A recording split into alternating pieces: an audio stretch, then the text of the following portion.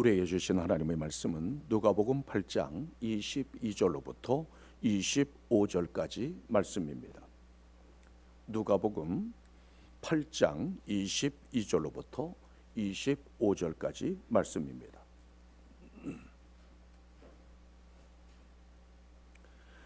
하루는 제자들과 함께 배에 오르사 그들에게 이르시되 호수 저편으로 건너가자 하심에 이에 떠나 행선할 때에 예수께서 잠이 드셨더니 마침 광풍이 호수로 내리침에 배에 물이 가득하게 되어 위태한지라 제자들이 나와 깨어 이르되 주여 주여 우리가 죽겠나이다 한데 예수께서 잠을 깨사 바람과 물결을 꾸짖으시니 이에 그쳐 잔잔하여 지더라. 제자들에게 이르시되 너희 믿음이 어디 있느냐 하시니 그들이 두려워하며 놀랍게 여겨 서로 말하되 그가 누구이기에 바람과 물을 명함에 순종하는가 하더라. 오늘 우리에게 주신 하나님의 말씀입니다. 한 번은 루터가 어느 부잣집 창문 아래에서 큰 소리로 노래를 불렀답니다. 그런데 노래를 시작하자마자 체격이 크고 무섭게 생긴 남자가 창문을 열고 바라보더니 뛰어나왔습니다. 루터는 자기 노래소리가 듣기 싫어서 야단치려는 줄 알고 도망치기 시작했습니다. 그런데 그 남자는 계속 쫓아왔고 발이 빠르지 못한 루터는 붙잡히고 말았습니다. 두려움에 떨고 있는 루터에게 그 사람은 돈뭉치를 내밀었습니다. 그 남자는 장학금을 주려는 따뜻한 마음을 가진 사람이었습니다. 루터는 그때를 회고하며 이렇게 말했습니다. 나는 목소리가 별로 좋지 않다는 열등의식을 가지고 노래하다 보니 그 남자가 뛰어나오는 것도 나를 해치기 위한 것으로 여겼습니다. 이처럼 두려움의 안경을 끼고 세상을 보면 세상 만사가 다 걱정과 염려로 가득 차 있습니다. 반면에 믿음이라는 안경을 쓰고 세상을 보면 세상이 다 좋게 보이며 하나님의 손길이 보인다고 했습니다. 교회와 성도는 세상 한복판에 발을 디디고 살아갑니다. 따라서 유리처럼 맑은 바다를 항해할 때도 있지만 시도 때도 없이 바람이 불고 풍랑이 일어나기도 합니다. 한 곱이 넘겼나 싶으면 여지없이 거센 폭풍우가 몰려오기도 합니다. 이때 그 상황을 어떻게 바라보느냐에 따라서 해석과 해결 방법이 달라집니다.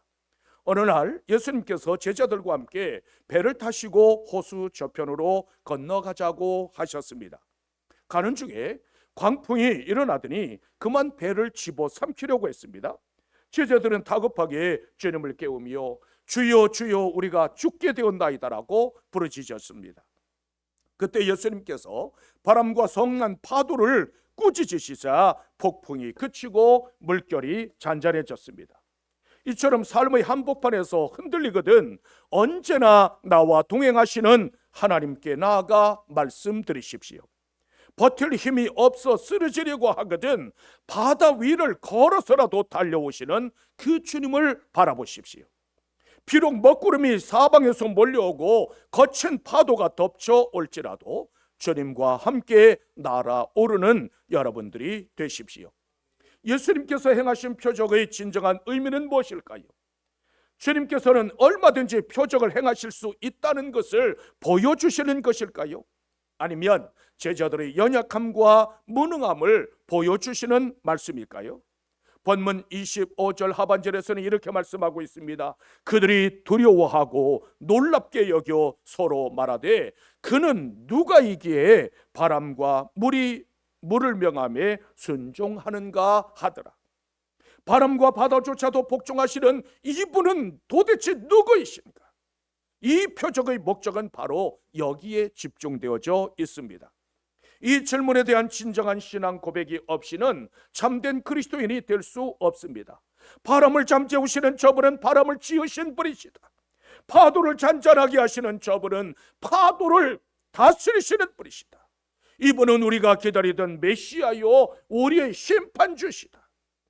예수님은 하늘과 땅의 모든 권세를 주장하시는 분이십니다. 그분은 천지를 지으신 만물의 주인이요 역사의 운행자이십니다. 그러므로 바람과 바다도 그분께 복종합니다. 이처럼 예수님을 바로 아는 것이 표적과 능력의 원천입니다. 한순간 제자들은 예수님이 하나님이시라는 놀라운 사실을 발견하게 되었습니다. 요한복음 1장 3절에서는 이렇게 말씀하고 있습니다. 만물이 그로 말미암아 지은 바 되었으니 지은 것이 하나도 그가 없이는 된 것이 없느니라. 성경은 분명하게 만물이 예수 그리스도로 말미암아 창조되었다고 선포하고 있습니다. 예수님께서는 비록 우리와 같은 사람의 모양으로 이 땅에 오셨을지라도 사람이나 모든 만물이 그분의 손을 거쳐서 만들어졌습니다. 따라서 예수님이 누구신가에 대한 진정한 신앙 고백이 있어야만 참된 제자가 될 수 있습니다. 갈릴리 바다에서 잔뼈가 굵은 제자들이 큰 풍랑을 만났던 것처럼 우리 인생의 바다에도 시도 때도 없이 예측하지 못했던 풍랑이 일어납니다. 믿음의 사람들에게도 예기치 못했던 비바람과 먹구름이 몰려오기도 합니다. 예수 믿으면 만사 형통하고 모든 것이 잘 되리라고 생각하지만 오히려 그렇지 못할 때가 더 많습니다. 결정적인 순간에 예수님께서는 마치 주무시는 것 같습니다. 하지만 그 순간은 내 생각과 내 방법이 무너지고 오직 예수 그리스도를 바라보아야 하는 시간입니다. 예수님은 이 땅에 임하신 창조주 하나님이십니다. 그분은 우리 인생의 유일한 주인이시며 참 하나님이십니다. 그러므로 주님께서 말씀하시면 거친 바람과 바다도 그분의 명령에 복종하여 잔잔해집니다. 그리스도인은 세상의 원리를 따라서 사는 사람이 아니라 세상과 구별되는 삶을 사는 사람들입니다. 그러므로 예수 그리스도를 삶의 중심에 모시고 살아가므로 여러분들에게 일어나는 모든 풍랑을 잠재우게 되시기를 주님의 이름으로 축원합니다. 왜 우리 인생의 바다에 광풍이 일어날까요? 본문 25절 상반절에서는 이렇게 말씀하고 있습니다. 제자들에게 이르시되 너희 믿음이 어디 있느냐 하시니라. 이 말씀 속에는 예수님의 진정한 의도가 어디에 있었는가를 찾아낼 수 있습니다. 예수님의 관심은 광풍도 아니었고 바다도 풍랑도 아니었습니다. 제자들이 그 광풍 속에서도 과연 주를 믿을 수 있는가, 그 풍랑 속에서도 예수 그리스도의 능력을 온전히 신뢰할 수 있는가에 있었습니다. 주님께서는 무서워하고 두려워하는 제자들에게 너희 믿음이 어디 있느냐고 책망하셨습니다. 이처럼 두려움과 불안의 결정적인 요소는 믿음에 달렸습니다. 그들과 함께 배를 타고 계신 예수님이 누구신지 분명하게 알았더라면 불안에 떨지 않았을 것입니다. 마찬가지로 이 시간 우리의 모습도 점검해 보아야 합니다. 나는 어떤 상황이나 어떤 사건 속에서도 예수 그리스도의 능력을 신뢰하는 사람인가? 나는 오직 믿음으로 주 앞에 서는 사람인가? 우리가 믿음의 반석 위에 굳게 설 수만 있다면 광풍이나 파도가 치더라도 문제될 것이 없습니다. 바람을 꾸짖어 잔잔하게 하시는 예수 그리스도를 보고 제자들이 놀랐습니다. 하지만 정작 놀라야 할 것은 그 거친 파도와 바람 속에서도 평안하게 주무시고 계시는 예수님의 모습이었습니다. 표적의 진정한 목적은 풍랑을 잔잔하게 하신 이 사건에 있는 것이 아닙니다. 오히려 풍랑이나 상황을 전혀 개의치 않으시는 예수님의 모습에 있었습니다. 이것이 풍랑을 잠재우신 진정한 목적입니다. 하나님은 산을 세우시기도 하시고 무너뜨리기도 하시는 분이십니다. 마찬가지로 풍랑을 잔잔하게 하시기도 하시고 더욱 거센 풍랑을 일으키시기도 하시는 전적으로 하나님의 주권에 있습니다. 따라서 우리는 주님을 신뢰하고 풍랑 속에서도 두려워하지 않는 믿음을 소유할 수 있어야 합니다. 이러한 믿음을 소유하려면 상황이나 환경을 바라보지 말고 능력의 주를 바라보아야 합니다. 우리는 이 세상에 살아가면서 크고 작은 일을 만날 수밖에 없습니다. 때로는 좋은 일을 만나기도 하지만 답답할 때도 있고 때로는 좋지 않은 일을 만날 때도 있습니다. 그런데 제자들은 풍랑이라고 하는 거대한 현실 앞에서 그들의 믿음이 무너지고 말았습니다. 이처럼 눈에 보이는 현실에 마음을 빼앗기면 두려워하게 되고 낙심하고 좌절하게 됩니다. 상황에 따라서 흔들리는 사람은 믿음의 사람이 될 수 없습니다. 따라서 잠잠하라, 고요하라고 말씀하시는 주님의 음성을 들어야 합니다. 우리에게 일어나는 풍랑은 주님의 음성을 들을 수 있는 소중한 기회가 됩니다. 그러므로 풍랑 속에서도 평안할 수 있는 믿음의 사람들이 되시기를 주님의 이름으로 축원합니다. 어떻게 하면 요동치지 않는 믿음의 사람이 될 수 있을까요? 먼저 우리는 언제나 주님과 동행해야만 합니다. 본문 22절에서는 이렇게 말씀하고 있습니다. 하루는 제자들과 함께 배에 오르사 그들에게 이르시되 호수 저편으로 건너가자 하심에 이에 떠나리라. 주님께서 하루 종일 복음을 선포하시고 병든 자들을 고쳐주신 후에 호수 저편으로 건너가자고 말씀하셨습니다. 중요한 것은 주님께서 제자들과 함께 그 배에 오르셨다는 사실입니다. 제자들이 탄 배는 겉으로 보면 다른 배들과 전혀 다를 것이 없습니다. 하지만 그 배에는 만유의 주이신 우리 주님께서 타고 계셨습니다. 우리가 주님의 참된 제자가 되려면 주님께서 가시는 곳에 나도 있어야 합니다. 내 삶의 중심에 누구를 모시느냐에 따라서 성공과 실패가 결정됩니다. 예수 그리스도를 모시고 사는 사람들은 아무리 혹독한 시련을 만나도 난파되는 법이 없습니다. 왜냐하면 주님은 하늘과 땅의 모든 권세를 가지신 만유의 주요 만왕의 왕이시기 때문입니다. 물론 예수님을 모시고 가는 배도 풍랑을 만날 수 있습니다. 예수님을 모시고 살아가는 성도들의 삶 속에도 다양한 인생의 풍랑과 또한 거센 비바람이 몰려올 수도 있습니다. 그러나 주님께서 타고 계신 배는 결코 빠지거나 가라앉거나 깨지지 않습니다. 마찬가지로 주님과 동행하는 나의 소망도 결코 무너지지 않습니다. 많은 사람들이 예수 믿고 영광을 받고 성공하기를 원합니다. 하지만 주님과 동행하다 보면 예수님 때문에 손해를 보고 예수님 때문에 감옥에 갇히기도 하고 예수님 때문에 매를 맞고 목숨까지도 걸어야 할 때가 있습니다. 제자는 스승을 따라가고 닮아가는 사람입니다. 예수 그리스도의 제자는 그 이름에 합당한 삶을 살 수 있어야 합니다. 주님은 내가 오른 배 위에 먼저 동성하시고 내 인생의 항해길에 먼저 동행하시는 분이십니다. 요한복음 14장 18절에서는 이렇게 말씀하고 있습니다. 내가 너희를 고아와 같이 버려두지 아니하고 너희에게로 오리라. 예수님께서는 사도들과 함께 계셨던 것처럼 우리와 함께 계시며 풍랑 속에서도 버려두시지 않습니다. 주님과 동행하려면 주님을 닮아가게 되고 또한 존귀한 사람이 되게 됩니다. 그뿐만 아니라 주님께서는 나의 피난처요 또한 나의 방패가 되어주십니다. 그런데 동행하려면 지금까지 내가 가졌던 가치관과 삶의 방식을 버려야 합니다. 지금까지 쌓아 올렸던 나의 성을 무너뜨리고 하나님의 왕국을 내 삶의 중심에 내 심령에 반드시 세워가야 합니다. 주님께서 내 인생의 배에 오르시면 내 인생의 선장이 되어주십니다. 내가 선장이 되면 풍랑을 만나고 비바람이 몰아칠 때 난파당하고 맙니다. 하지만 예수님과 함께 항해하는 그 바다라면 언제나 안전합니다. 주님께서 선장이신데 왜 두려워하고 왜 실망하십니까?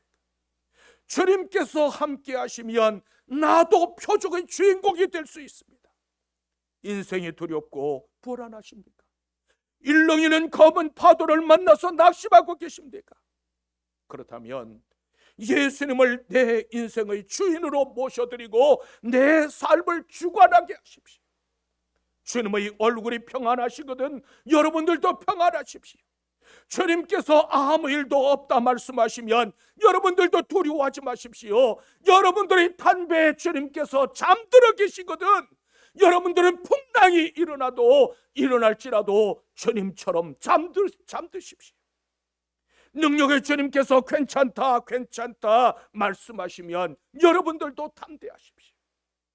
내 인생의 배에 예수 그리스도를 모심으로 표적을 볼 수 있는 여러분들이 되시기를 주님의 이름으로 축원합니다.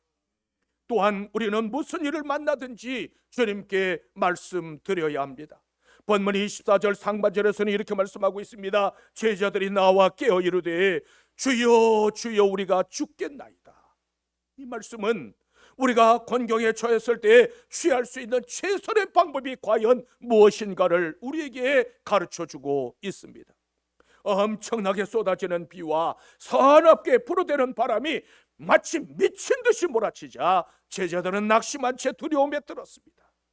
그런데 그때 주님께서는 풍랑이 이는 그 바다 가운데서도 곤히 잠들어 계셨습니다. 침몰의 위기 상황에서 제자들은 다급하게 주무시는 예수님을 깨우며 도움을 요청했습니다. 그들은 자신들의 힘으로 풍랑을 잠재울 수 없다는 사실을 깨달았기에 권능의 주를 바라보았습니다. 이처럼 내 인생에 바람이 일어나고 풍랑이 치거든 주여 주여 내가 죽겠나이다, 주여 나를 불쌍히 여겨달라고 말씀드리십시오. 우리는 이것을 가리켜 기도라고 말합니다. 기도는 우리가 안고 있는 문제 속에 하나님의 능력이 임하는 통로가 됩니다. 시편 50편 15절에서는 이렇게 말씀하고 있습니다. 환난 날에 나를 찾으라, 내가 너를 건지리니 내가 나를 영화롭게 하리로다. 환난이라고 하는 이 풍랑은 내 힘과 내 능력으로 해결할 수 없는 인생의 문제들입니다. 그때 우리는 하나님 앞에 나아가 간구해야 합니다. 기도하면 그 문제 가운데 하나님께서 개입하십니다. 기도는 먼저 기도하는 그 사람을 변화시키고 그 문제와 상황을 변화시킵니다. 주님께서는 내가 너희에게 말하노니 무엇이든지 기도하고 구한 것은 받은 줄로 믿으라, 그리하면 너희에게 그대로 되리라고 말씀하셨습니다. 인생의 바다에는 늘 크고 작은 풍랑이 끊이지 않습니다. 하나가 지나가면 또 다른 풍랑이 다가오게 마련입니다. 이 풍랑은 예수 그리스도를 믿는다고 그냥 스쳐 지나가는 법이 없습니다. 요한복음 16장 33절에서 주님은 친히 말씀하셨습니다. 너희가 이 세상에서는 환난을 당하나 담대하라, 내가 세상을 이겼느니라. 우리 주님께서는 풍랑의 면제를 약속하신 것이 아니라 그 풍랑 가운데서도 승리를 약속하셨습니다. 믿음의 사람들은 환난의 물결이 아무리 거세게 밀려올지라도 당당하게 맞서는 사람들입니다. 나와 함께 하시는 예수님이 이 세상보다 더 크다는 사실을 알기 때문입니다. 여러분들의 인생과 삶에 예기치 못한 풍랑이 일어나고 있습니까? 그렇다면 두려워하지 말고 주님께서 약속하신 그 약속을 믿고 간구하십시오. 주여 주여 우리가 죽겠나이다. 이것이 제자들의 기도였습니다. 그때 일어나신 우리 주님께서 바람과 풍랑을 잠재우신 후에 너희 믿음이 어디 있느냐고 책망하셨습니다. 두려움의 원인은 큰 파도 때문이 아니라 나약한 믿음 때문이었습니다. 여러분 한번 생각해 보십시오. 예수님께서 그 타고 계신 배가 풍랑 속에서 과연 깨져버렸을까요? 가라앉아 버렸을까요? 예수님께서 과연 그 갈릴리 바다 그 속에 빠져서 죽으셨을까요? 아니지 않습니까? 그런데 제자들은 그 사실을 믿지 못했습니다. 그러므로 주님께서는 제자들의 나약한 믿음을 책망하셨고 풍랑을 잠재워 주시기 전에 제자들이 그 나약한 마음의 풍랑을 잠재워 주셨습니다. 이제 우리의 기도는 달라져야만 합니다. 우리도 역시 믿음의 문제를 먼저 해결해야만 합니다. 주여 주여 어떤 상황과 어떤 형편 속에서라도 평안할 수 있는 믿음을 나에게 주옵소서. 주여 어떤 풍랑 가운데서더라도 두려워하지 말고 기뻐할 수 있는 그 믿음을 내게도 주옵소서. 주여, 비바람과 눈보라가 거세게 몰아치더라도 오직 예수 그리스도를 바라볼 수 있는 그 믿음을 나에게 주옵소서. 주님께서는 우리에게 엄청난 믿음을 요구하시는 것이 아니라 작지만 진실한 믿음을 원하십니다. 마태복음 17장 20절에서는 이렇게 말씀하고 있습니다. 진실로 너희에게 이르노니 만일 너희에게 믿음이 겨자씨 한 알만큼만 있어도 이 산을 명하여 여기서 저기로 옮겨지라 하여 하면 옮겨질 것이요 또 너희가 못할 것이 없으리라. 겨자씨는 아주 작지만 그 안에는 생명이 있습니다. 따라서 겨자씨만큼의 믿음이란 어떤 상황 속에서도 살아있는 믿음을 가리키고 있습니다. 주님께서는 비록 작지만 살아있는 믿음의 사람들을 지금도 찾고 계십니다. 살아있는 믿음으로 간구하는 사람들에게 주께서 표적을 보여주십니다. 믿음이 없이는 하나님을 기쁘시게 할 수 없고 기도하지 않고서는 믿음의 능력을 경험할 수 없습니다. 그러므로 무슨 일을 만나든지 주님께 나아가 말씀드림으로 여러분들이 풍랑을 잠재우게 되시기를 주님의 이름으로 축원합니다. 또한 우리는 말씀의 능력을 신뢰해야만 합니다. 본문 24절 하반절에서는 이렇게 말씀하고 있습니다. 예수께서 잠을 깨사 바람과 물결을 꾸짖으시니 이에 그쳐 잔잔하여 지더라. 주님께서 바람과 물결을 꾸짖자 그 말씀에 복종했다는 말씀입니다. 꾸짖었다는 말은 책망하다 또는 경계하다라는 뜻입니다. 예수님께서 마치 사람들을 책망하시듯이 바람과 물결을 꾸짖자 언제 그랬냐는 듯이 잔잔해졌습니다. 이 말씀에서 천지와 만물을 지으신 예수님의 권위를 볼 수 있습니다. 마태복음 28장 18절에서는 이렇게 말씀하고 있습니다. 하늘과 땅의 모든 권세를 내게 주셨느니라. 성경은 하늘과 땅의 모든 권세가 주님께 있음을 천명하고 있습니다. 많은 사람들이 세상이나 상황과 타협하는 이유가 무엇일까요? 하늘과 땅을 주관하시는 분이 누구인가를 정확하게 모르기 때문입니다. 그러나 창세기 1장 1절에서는 분명하게 말씀하고 있습니다. 태초에 하나님이 천지를 창조하시리라. 하나님께서 온 세상 천지 만물을 지으셨다고 선포합니다. 그 하나님께서 빛이 있으라 말씀하심에 빛이 있었고 만물을 내라 말씀하심에 만물을 내었습니다. 이처럼 우주 만물은 하나님의 말씀에 의해 창조되었습니다. 따라서 온 우주 만물을 지으신 그 우주 만물은 그 지으신 분의 명령에 복종해야만 합니다. 주님께서 꾸짖자 광풍과 파도가 복종한 이유도 여기에 있습니다. 히브리서 4장 12절에서는 이렇게 말씀하고 있습니다. 하나님의 말씀은 살아있고 활력이 있어 좌우의 날선 어떤 검보다도 예리하여 혼과 영과 및 관절과 골수를 찔러 쪼개기까지 하며 또 마음의 생각과 뜻을 판단하시느니라. 하나님의 말씀은 살아있는 말씀이요 능력의 말씀 그 자체입니다. 따라서 주님의 말씀이 선포되는 곳에는 생명의 역사가 일어나고 표적이 나타납니다. 여러분들을 괴롭히는 인생의 문제가 무엇입니까? 오직 예수 그리스도 그분의 말씀만이 모든 문제의 해답입니다. 그러므로 하나님의 말씀을 가까이 함으로 말씀의 능력을 경험할 수 있는 여러분들이 되십시오. 여러분들의 삶의 광풍이 일어나거든 주님 앞에 나아가 말씀드리십시오.